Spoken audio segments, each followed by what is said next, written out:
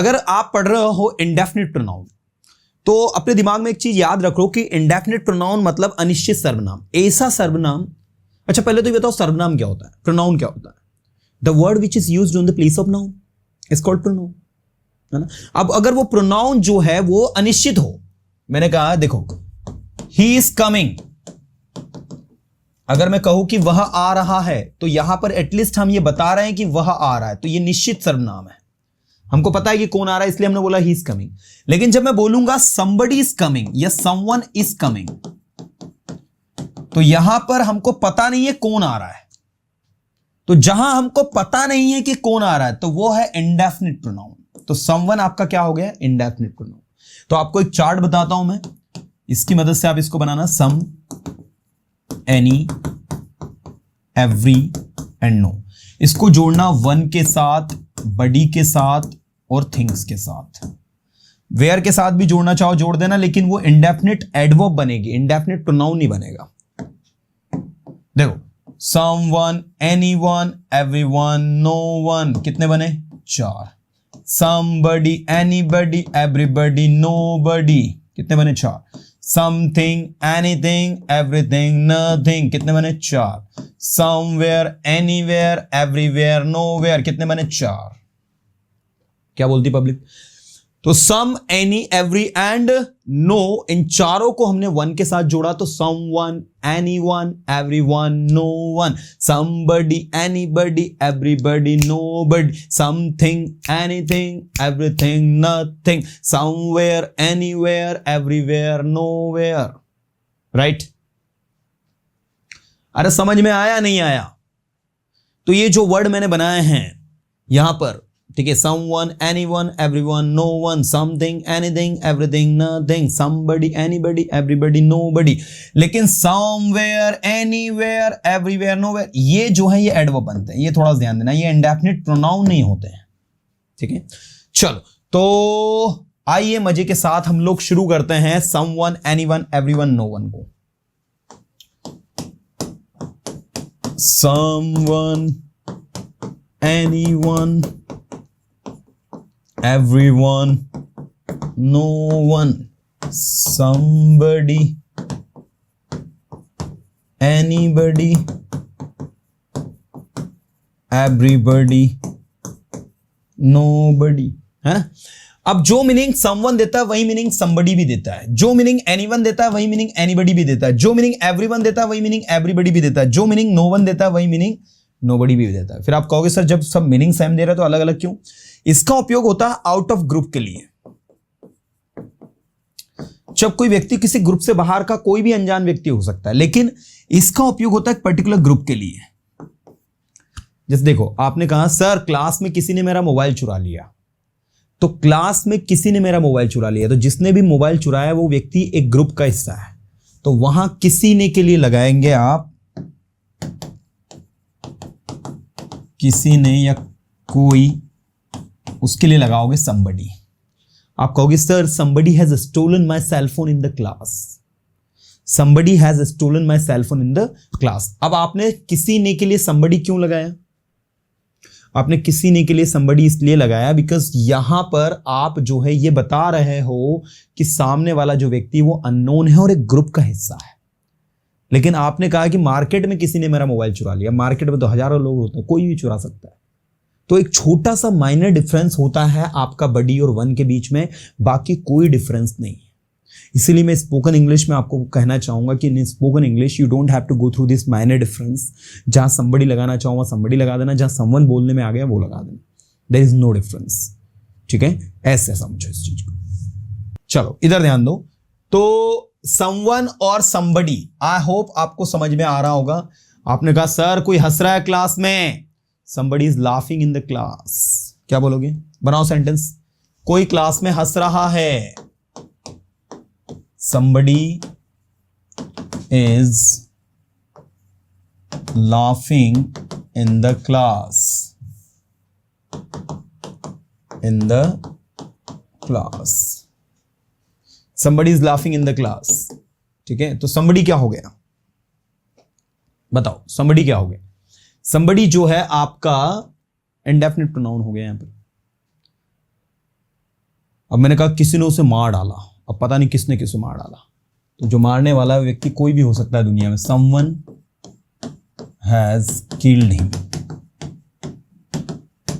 ये लो भाई, समवन लगा दिया आपने, राइट। किसी ने उसका सेलफोन चुरा लिया, पता नहीं किसने चुराया। Someone has stolen his cellphone. तो ये याद रखना, हमेशा अफर्मेटिव सेंटेंस में ही लगाना है इसको। अगर सेंटेंस नेगेटिव हो जाए, अगर सेंटेंस इंटरोगेटिव हो जाए, है ना, तो वहां पर याद रखना अफर्मेटिव, नेगेटिव और इंटरोगेटिव। अफर्मेटिव, नेगेटिव और इंटरोगेटिव ये तीनों में लग जाता है एनीवन। लेकिन अफर्मेटिव में इसका मतलब निकलता है, ध्यान देना, अफर्मेटिव निकलता है कोई भी। क्या मतलब निकलता है? कोई भी। ऐसे ही एनीवन का मतलब भी क्या निकलता है अफर्मेटिव में? कोई भी। मैंने कहा कोई भी वहां जा सकता है, एनीबडी कैन गो देयर। कोई भी यहां आ सकता है, एनीबडी कैन कम हियर। कोई भी पढ़ाई कर सकता है, एनीबडी कैन स्टडी। कोई भी सेंटेंसेस बना सकता है, एनीबडी कैन मेक सेंटेंसेस। कोई भी उसकी मदद कर सकता है, एनीबडी कैन हेल्प हिम। कोई भी स्टेज पर आ सकता है, anybody can come on the stage. तो कोई भी के लिए क्या लगेगा? एनीबडी। अफर्मेटिव में ओनली कोई भी। अगर सेंटेंस नेगेटिव हो तो फिर आपको वहां पर somebody और someone तो लगाना ही नहीं है। जैसे देखिए, मैंने कहा मैंने वहां किसी को नहीं देखा, और दूसरा सेंटेंस आपने कहा मैंने वहां किसी को देखा। तो पहले किसी को देखा वाला बनाते हैं। I saw someone there। क्या कहोगे? I saw someone there। तो ये someone क्या होगा? अफर्मेटिव है, इसलिए आप यहां ये भी लिख सकते हो I saw somebody there, ये भी कह सकते हो। लेकिन अगर उसको नेगेटिव किया आपने कि मैंने वहां किसी को नहीं देखा, तो अब आप कहोगे I did not see anybody there। क्या कहोगे इंग्लिश में? I did not see anybody there। मतलब ये आपका someone लिखा है ना, तो फिर anyone लिखो। I did not see anyone there। I saw someone there। I did not see anyone there। मैंने वहां किसी को नहीं देखा। दूसरी चीज, एक फॉर्मूला होता है कि अगर नॉट आपने सेंटेंस में लगाया और एनीवन लगाया, तो not plus anyone is equal to no one. आप ऐसा भी इसको कह सकते हैं, I saw someone की जगह लिख दोगे no one there। I saw someone there, I saw no one there। मैंने वहां किसी को देखा, मैंने वहां किसी को नहीं देखा, तो किसी नहीं के लिए लगेगा no one। या फिर ऐसा बोल दो आप, I did not see anyone there। दोनों सही है, दोनों सिमिलर है, दोनों के बीच में ऐसा कोई बहुत बड़ा डिफरेंस नहीं है। ठीक है, तो बिल्कुल दोनों तरीके से आप इसको बना सकते हैं, जो आपको कन्वीनियंट लगे, जो आपको अच्छा लगे। तो बेसिकली आप सबको बताना चाहूंगा मैं कि समवन जो है वो सिर्फ अफर्मेटिव सेंटेंस में लगेगा, एनीवन आपका अफर्मेटिव में लगेगा, नेगेटिव में भी लगेगा, इंटरोगेटिव में भी लगेगा। जैसे क्या आप वहां किसी को जानते हो? Do you know anyone there? तो आपने कहा हाँ मैं वहां किसी को जानता हूं जो आपकी मदद कर सकता है। Yes I know someone there that can help you, who can help you. मैं वहां किसी ऐसे को जानता हूं जो आपकी मदद कर सकता है। I know someone there who can help you. मुझे बताओ ना उसका नाम क्या है जो मेरी मदद कर सकता है। Tell me his name who can help me. Tell me his name who can help me. मुझे उसका नाम बताओ जो मेरी मदद कर सकता है। इस तरीके से आपको बनाना है। ऐसे नेक्स्ट है आपका एवरीवन। एवरीवन मतलब क्या होता है? एवरीवन मतलब होता है सभी, और ये एवरीबॉडी मतलब भी क्या होता है? सभी। ये इस तरीके से बनता है आपका। जैसे मैंने कहा सभी वहां जा रहे हैं, एवरीबॉडी इज गोइंग देयर। सभी यहां आ रहे हैं, everybody is coming here. Everyone is coming here. तो एवरीवन एंड एवरीबॉडी दोनों आपके लगते हैं इस तरीके से यूज होता है। नो वन कोई भी नहीं। नो वन क्या बोलोगे? कोई भी नहीं। नोबडी भी क्या होगा? कोई भी नहीं। ठीक है, तो ये आपका नो वन कोई भी नहीं, नोबडी भी कोई भी नहीं। ये इस तरीके से आपका बनता है, होता है। चलिए, तो आप देख सकते हैं on the display no one and nobody I have written, और आपको डिटेल में समझ में भी आ गया होगा। तो ये है, मैंने कहा सभी वहां जा रहे हैं, एवरीवन इज गोइंग देयर, सभी यहां आ रहे हैं, एवरीवन इज कमिंग हियर, सभी इंग्लिश सीख रहे हैं, एवरीवन इज लर्निंग इंग्लिश या एवरीबडी इज लर्निंग इंग्लिश। दूसरी बात, इंडेफिनिट प्रोनाउन के साथ हमेशा याद रखना, इंडेफिनिट प्रोनाउन के साथ हमेशा सिंगुलर वर्ब लगाना है। This is very very very very important. Indefinite pronoun के साथ हमेशा क्या लगाना है, नोट डाउन करो सभी। इंडेफिनिट प्रोनाउन के साथ हमेशा सिंगुलर वर्ब लगानी है। कौन सी वर्ब लगानी है? जी हां, इंडेफिनिट प्रोनाउन के साथ में हमेशा सिंगुलर वर्ब लगानी है। This is very very very very very important everyone, ठीक है। यस, इंडेफिनिट प्रोनाउन के साथ में सिंगुलर वर्ब लगानी है हमें, ताकि हम चीजों को अच्छे से कर पाएं।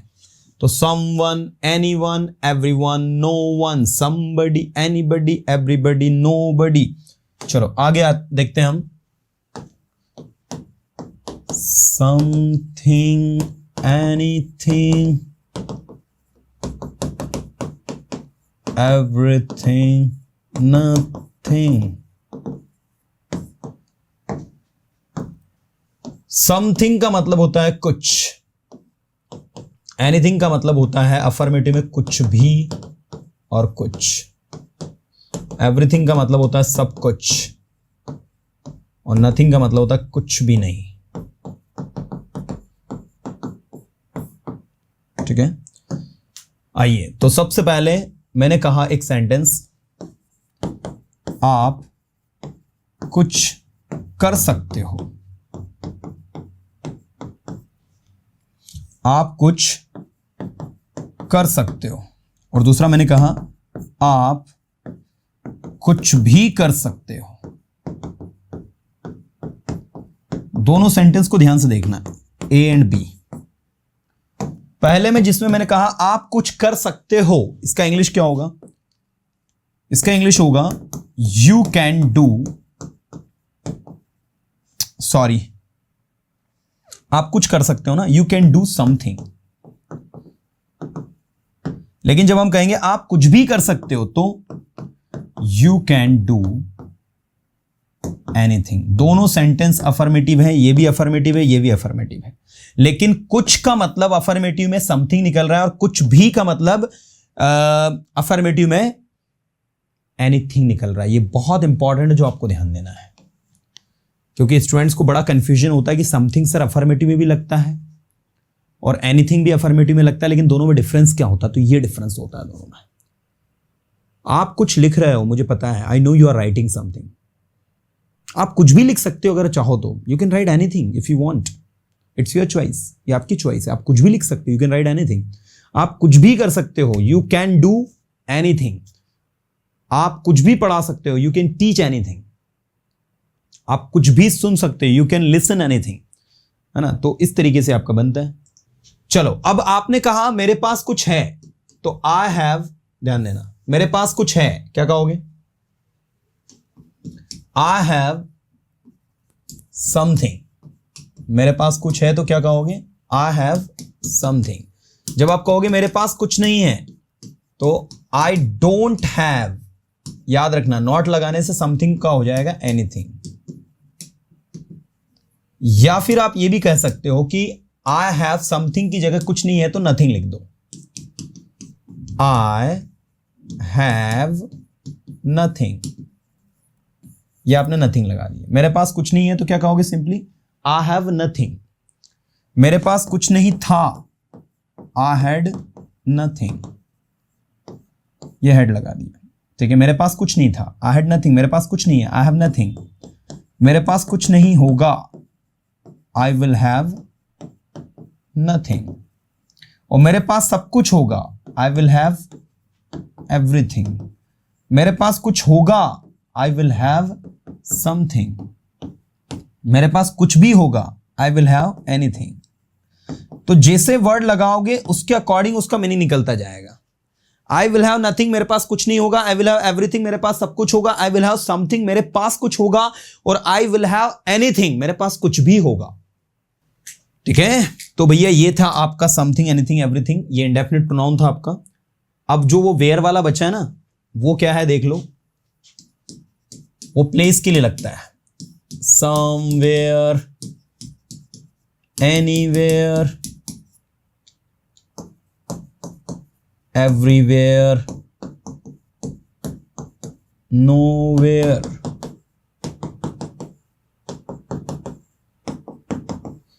somewhere मतलब क्या होता है, कहीं. anywhere मतलब होता है कहीं भी. everywhere मतलब होता है सभी दूर. और nowhere मतलब होता है कहीं भी नहीं. ठीक है, देखो मैंने कहा मैं कहीं जा रहा हूं, क्या कहोगे? I am going somewhere. आप इंग्लिश में क्या कहोगे? I am going somewhere. मैं जानता हूं तुम कहीं जा रहे हो. I know you are going somewhere. मैं जानता हूं आप इंदौर में कहीं रहते हो. I know you leave somewhere in Indore. I know you leave somewhere in Indore. ठीक है, दूसरा आपने इसको अफर्मेटिव में कहा. आई नो आप कहीं भी जा सकते हो. You can go anywhere. मैं जानता हूं आप कहीं भी जा सकते हो. मैं जानता हूं आप कहीं भी जा सकते हो. तो ये एनीवेयर लगे, कहीं भी के लिए anywhere. I know you can go anywhere. मैं जानता हूं आप कहीं भी जा सकते हो. तो ये एनीवेयर कहीं भी होता है, कहीं का मतलब भी देता है. जैसे आपने कहा मैं कहीं नहीं जा रहा हूं, I am not going anywhere.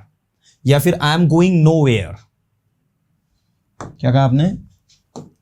I am going nowhere मतलब होगा मैं कहीं नहीं जा रहा हूं. तो आप ऐसा भी कह सकते हो कि आई एम नॉट गोइंग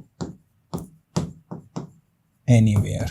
ठीक है, ये भी आप कह सकते हो. आप यहां पर नॉट लगाएंगे और यहां पर एनीवेयर लिखेंगे. तो आप लिखेंगे I am not going anywhere या फिर आई एम गोइंग नोवेयर. है ना, ये आपका तरीका होगा, ये आपका पैटर्न होगा. सो बेसिकली आपको इस चीज पर विशेष ध्यान देना होगा कि how the things are working, चीजें कैसे काम कर रही है ना. यस, और मैं कहीं जा रहा हूं तो क्या कहोगे? I am going somewhere. कहीं जा रहा हूं तो. और मैंने कहा मैं सभी दूर जा रहा हूं, आई एम गोइंग एवरीवेयर.